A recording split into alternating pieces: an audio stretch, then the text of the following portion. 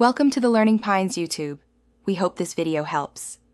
In this video, I will explain how to make fish soup for your baby. Introducing fish can be a wonderful step in your baby's dietary journey, offering essential nutrients like omega-3 fatty acids. Always remember to consult your pediatrician before introducing any new foods, especially allergens like fish. Safety is paramount, so ensure you choose appropriate fish and cook it thoroughly to 145 degrees Fahrenheit. Let's get started on this nutritious and delicious meal for your little one. Now, let's gather our ingredients and prepare them carefully. Opt for fresh, boneless and skinless fish fillets such as cod or salmon, which are excellent choices. You'll also need a small amount of unsalted vegetable broth or plain water for the base.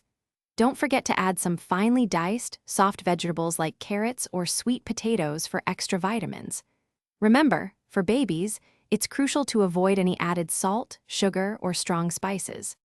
With our ingredients ready, let's move on to the cooking process. Gently simmer the fish and vegetables in your chosen broth until everything is very tender. Once cooked, carefully flake the fish, meticulously checking for any tiny bones. Then, blend the entire mixture to a perfectly smooth, lump-free consistency. This ensures it's safe and easy for your baby to swallow. Always allow the soup to cool completely before the next step.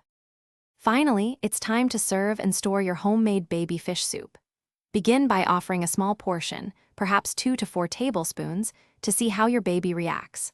Always double-check the soup's temperature to ensure it's comfortably warm, not hot. For leftovers, store them in airtight containers in the refrigerator for up to 2 days.